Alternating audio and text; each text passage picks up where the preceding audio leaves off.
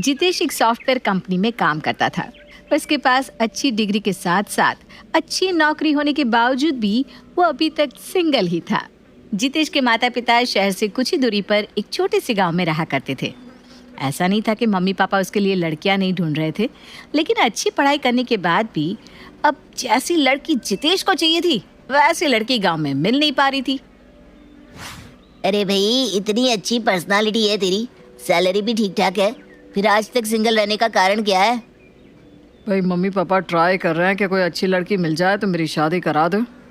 देख भाई, शादी करने के लिए तू आज तक मम्मी पापा के ऊपर निर्भर है, इसीलिए 30 साल की उम्र में भी सिंगल है। अरे भाई, इतने डेटिंग ऐप है तो खुद कोई कंफर्टेबल सा मैच देखकर बात आगे बढ़ा लेना। अरे नहीं यार, पता नहीं कैसे कैसे लोग आते होंगे इस तरह के ऐप पर, मुझे यकीन नहीं इन सब पर।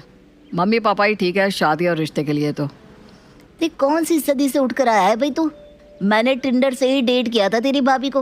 हो तुझे ऐसी वैसी लगती है क्या? भाई, अपने पसंद की लड़की जिससे आपके विचार मिलते हो उसे ढूंढकर शादी करना कोई गलत काम नहीं है, और ये बहुत अच्छा और आसान तरीका है। आप किसी लड़की से मिलो, खुलकर उसे सारी बात बताओ, आप रिश्ते से क्या चाहते हो, क्या पसंद है और क्या नापसंद है।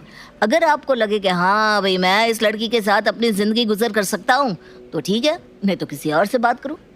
जबकि मम्मी पापा जो रिश्ता लाएंगे तो खुलकर अपने मन की बात उससे नहीं कर पाएगा, और सारी ज़िंदगी तुझे बस एडजस्टमेंट ही करने पड़ेंगे।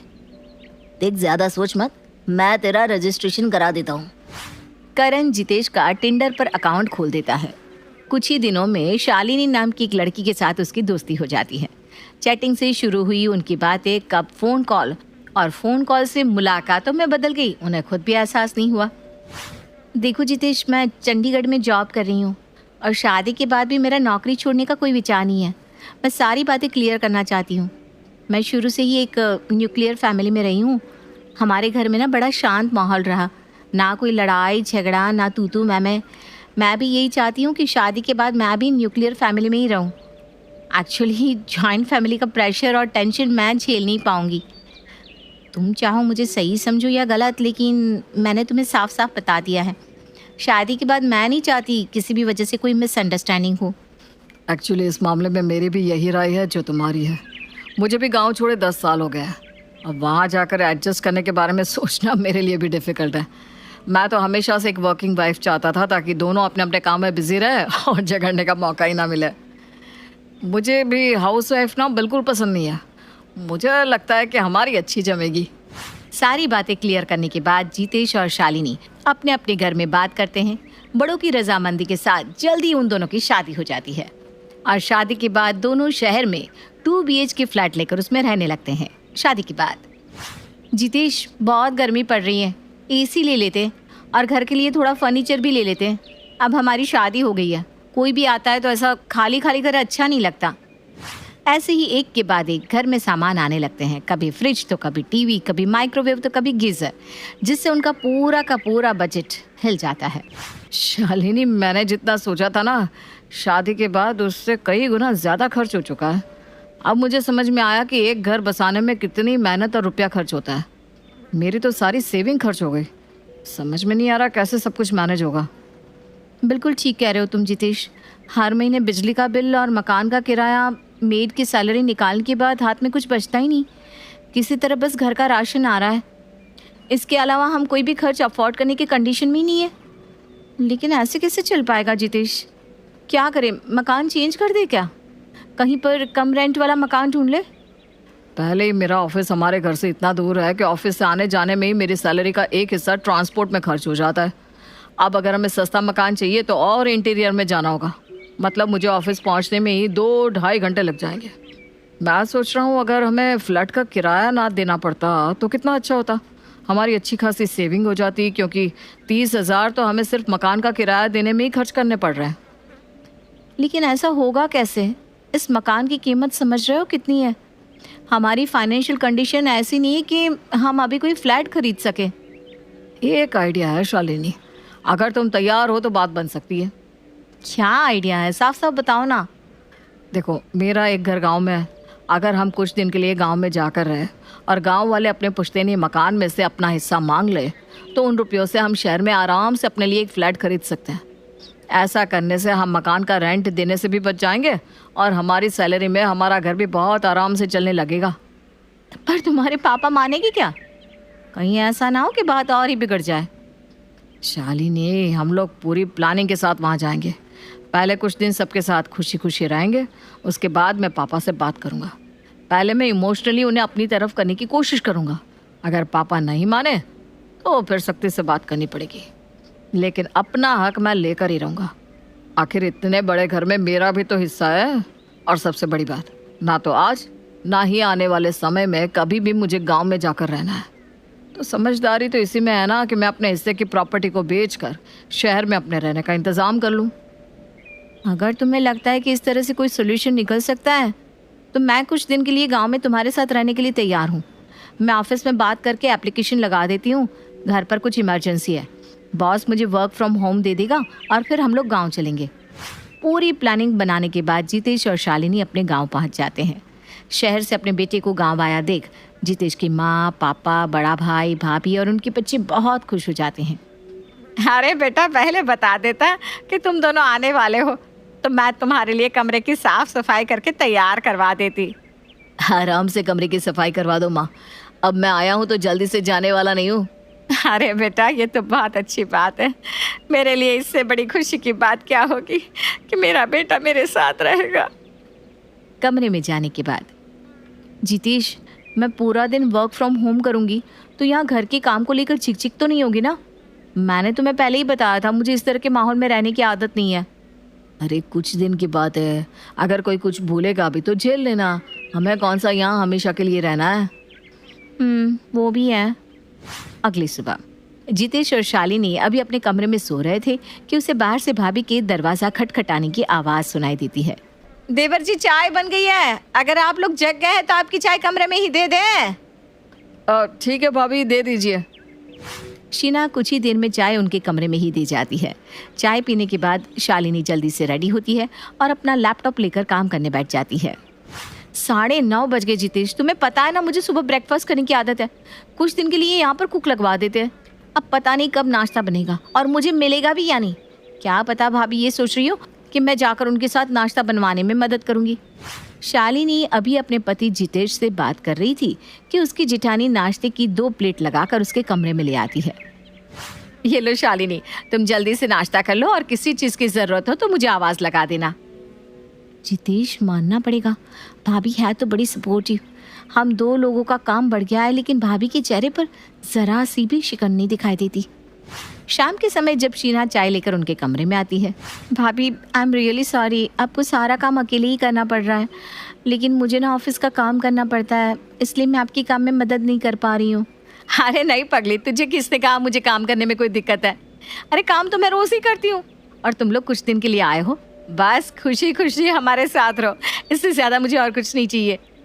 भाभी कुछ दिन की बात नहीं है, दरअसल हमारा 2 महीने रुकने का प्लान है। मतलब अगर आपको कोई दिक्कत हो रही हो तो आप किसी को घर के कामों में मदद करने के लिए रख लीजिए ना। अरे बाबा, ये काम वाम की चिंता तुम मुझ पर छोड़ दो, तुम बस अपने ऑफिस पर ध्यान दो, घर में संभाल लूँगी।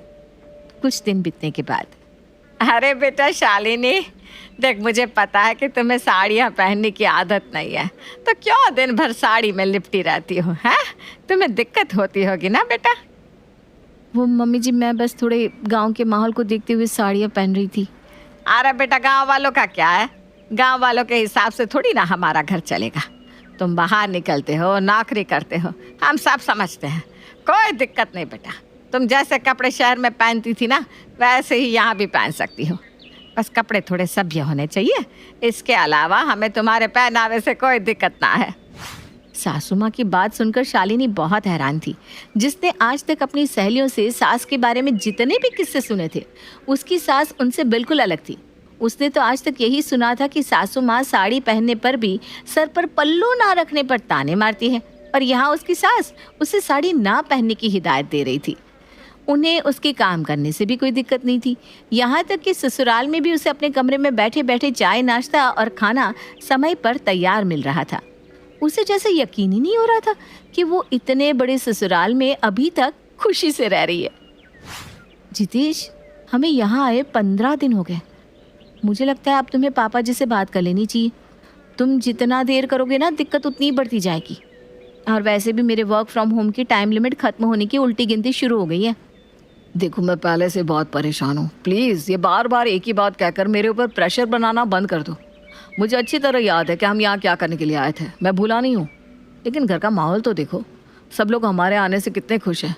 मम्मी पापा तो इतने खुश है कि जैसे उन्हें पता ही नहीं कि क्या मिल गया। और इस माहौल में मैं अचानक से जाकर मकान बेचने की बात कर दूँ। कहीं ऐसा तो नहीं ना जितेश कि तुम्हारे इरादे बदल गए हैं? देखो मैं साफ साफ बता रही हूँ, इतने बड़े ससुराल में मैं जीवन भर एडजस्ट नहीं कर पाऊंगी।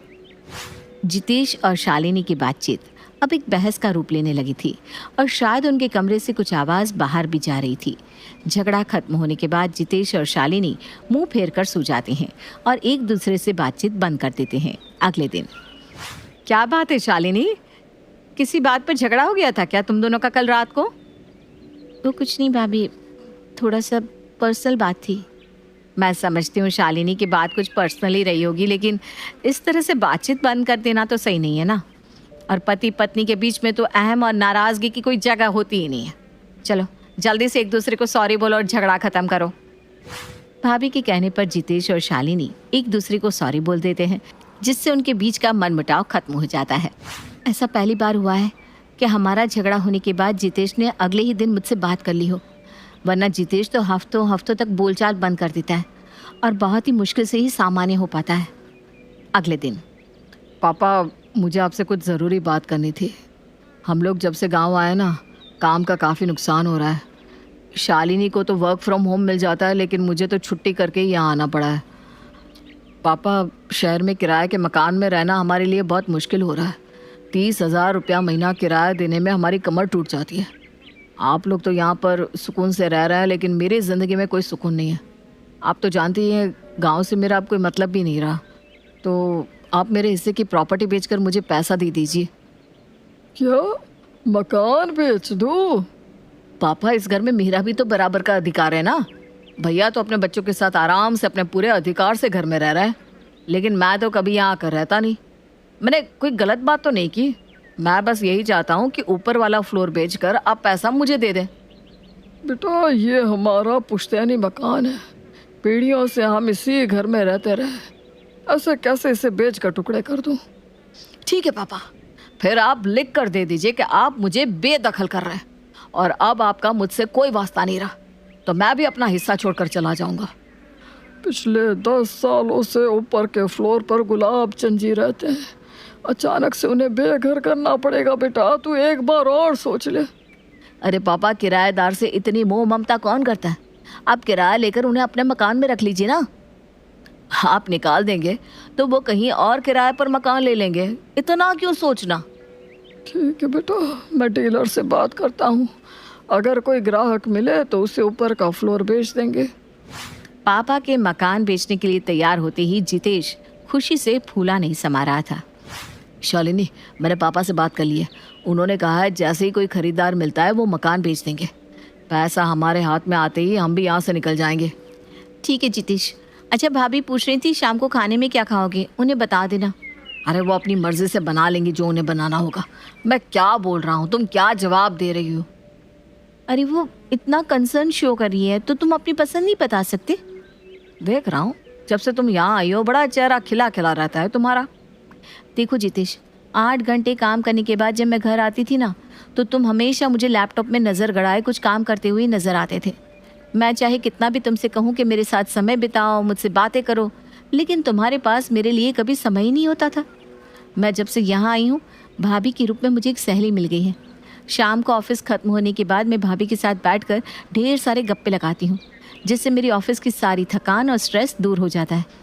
अगर तुम्हारे और मेरे बीच में किसी बात को लेकर गर्मा गर्मी या बहस हो भी जाती है ना जितेश, तो माँ जी और भाभी के साथ समय बिताने पर मेरा मन हल्का हो जाता है और मैं हमारे बीच की कड़वाहट को भूल जाती हूँ। इसीलिए आजकल मेरा मूड अच्छा रहता है। शालिनी का जवाब सुनकर जितेश थोड़ा हैरान था। 2-3 दिन के बाद पापा जितेश के पास आते हैं। बेटा जितेश, प्रॉपर्टी डीलर से बात हो गई है। एक पार्टी है जो हमारा घर खरीदने के लिए तैयार हो गई है। तेरा हिस्सा है, इसीलिए तू देख ले बेटा कितने में बेचना है और कैसे सौदा करना है। शालिनी, हम जिस वजह से यहाँ आए थे ना, आज हमारा मतलब हल हो गया। लेकिन पता नहीं क्यों मुझे कुछ अजीब सा महसूस हो रहा है, जैसे कुछ छूट रहा है मेरे हाथ से। जिन पैसों के लिए हमने इतना सब प्लान किया, आज जब पैसे हाथ में आने का समय आया है तो मुझे खुशी महसूस नहीं हो रही। तुमने तो मेरे मन की बात कह दी जितेश। मुझे भी इस घर के 2 टुकड़े करना अच्छा नहीं लग रहा। पिछले 1 महीने में सबने हमारी खुशी के लिए क्या कुछ नहीं किया। हमारी पसंद नापसंद, हमारी छोटी से छोटी ज़रूरत का ख्याल रखा, और जाते हुए हम इन लोगों को इतनी अच्छाई के बदले में क्या देकर जा रहे हैं? उनके इस आशियाने के 2 टुकड़े। अगर आज हमने अपना हिस्सा बेच दिया ना जितेश, तो वापसी के सारे दरवाजे हमारे लिए हमेशा के लिए बंद हो जाएंगे। और इतने अच्छे परिवार को कुछ रुपयों के लिए मैं गंवाना नहीं चाहती। भाभी की अच्छाइयों का बदला मैं इस तरह से नहीं चुका सकती। बल्कि सच बताऊं तो मेरा यहाँ से वापस जाने को दिल ही नहीं कर रहा। मैंने सोचा था इतने बड़े ससुराल में रहना बहुत तकलीफदेह और कठिन होगा, लेकिन सच बताऊं तो मैं जब से यहाँ आई हूँ मुझे कभी किसी भी बात की दिक्कत ही महसूस नहीं हुई। भाभी के साथ रहकर मैंने बहुत से काम सीखे हैं। जिन कामों के लिए पहले मुझे नौकरों पर निर्भर रहना पड़ता था, वो काम मैं खुद अपने हाथ से बड़े आराम से कर सकती हूँ। मुझे पैसा नहीं चाहिए जितेश। हमें अपने खर्चों को अपनी आमदनी के हिसाब से व्यवस्थित करना होगा। पापा को मना कर दो, हमें कोई मकान नहीं बेचना। बल्कि जाते हुए सबसे यही वादा करो कि जितना जल्दी हो सकेगा हम फिर से यहाँ लौट कर आएंगे। जल्दी वापस लौटने का वादा करके जितेश और शालिनी वापस शहर को लौट जाते हैं।